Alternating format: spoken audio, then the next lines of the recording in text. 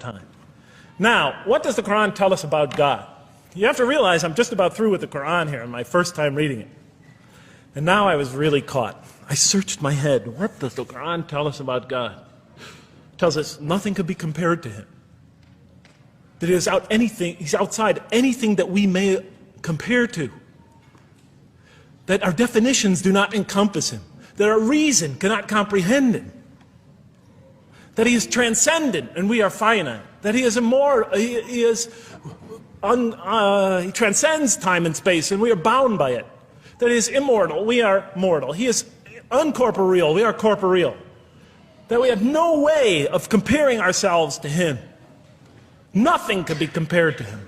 I thought, oh my God, I'm so close and yet so far. Because I'll never understand the essential link between us and God and why these three things fit into place.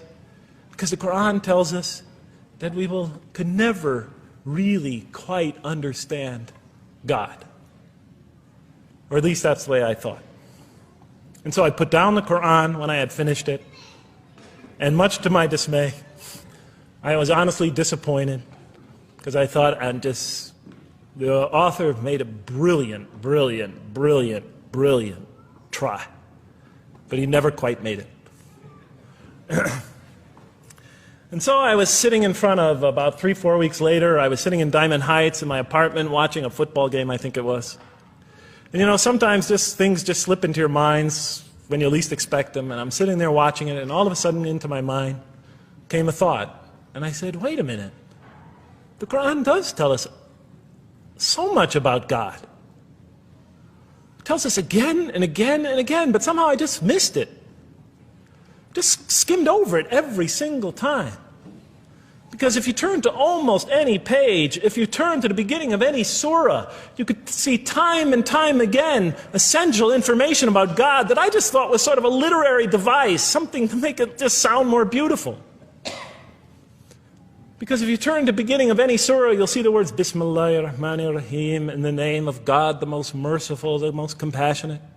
If you read almost any passage, long passage, when you come to the end of it, it's punctuated by dual attributive statements like God is the merciful, the compassionate, God is the forgiving, the gentle, God is the kind, the protector, God is the generous, the truthful, God is, and so forth and so on. There are tens of thousands of such references in the statements in the Quran.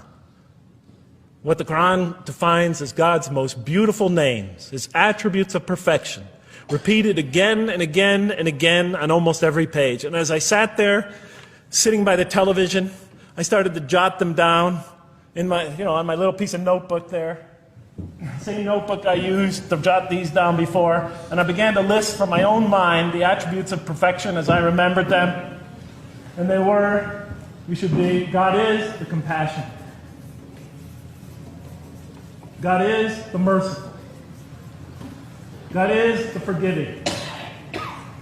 God is the just, the protector, the defender of the oppressed and the weak, the knowing, the wise, the generous, the kind, the truthful, the loving, the peaceful, the source of all peace, the truth, and so forth and so on.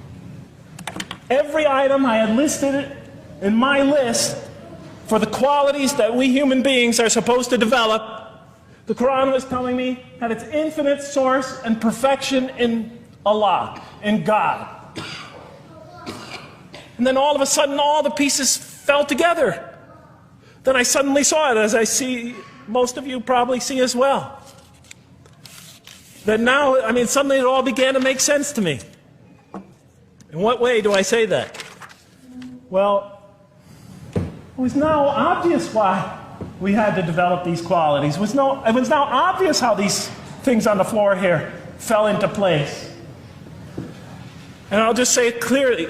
We're here to develop a relationship with God, to become closer to God. But how can you become closer to God when he's transcendent and you're finite, when he's immortal and you're immortal, vice versa? When he's immortal and you're mortal, when he's unbound, fettered by time and space, and you are, and so forth and so on. How can you become close to that one?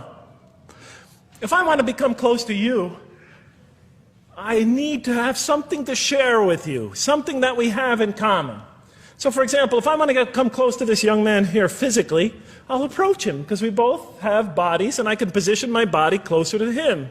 Physical presence, bodily presence is something we both share.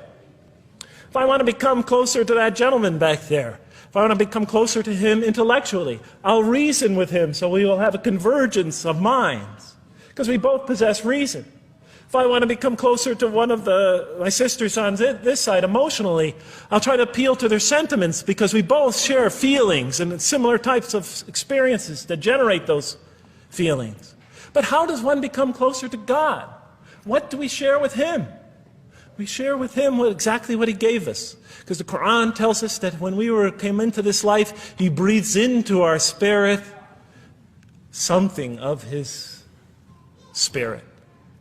And that we come into this world with the seed of these very qualities within us. And we could either kill them, stunt them, as the Quran says, or cause them to grow. And when we grow in these, we grow in our ability not just to experience tremendous beauty in life through all this, but we grow in our ability to receive and experience the infinite beauty, the infinite peace, the infinite truth, the infinite compassion, the infinite mercy, the infinite, etc., all the way down the list, that only comes from the infinite perfect source of all these. The more we grow in mercy, the more we grow in our ability to receive and experience in this life and in the next, to an infinitely greater degree, the mercy of God. The more we grow in compassion, the more we grow in our ability to receive and experience God's compassion in this life, through prayer and through ritual and through contemplation and through other experience of others. And of course, infinitely more in the next life, the compassion of God. The more we grow in our truthfulness, the more we grow in our ability to experience God, the truth, because all truth comes from God. The more we grow in these things, the more we grow in our ability to receive and experience God's attributes of perfection. The more we grow in our ability to receive and experience His being. And that sort of nearness we are growing to Him is tied to our essential nature and to His. It's more than just physical nearness. It's more than just a convergence of ideas. It's more than just a convergence of feelings. It's a convergence of essential beings. It's the closest type of nearness two can feel, two can experience.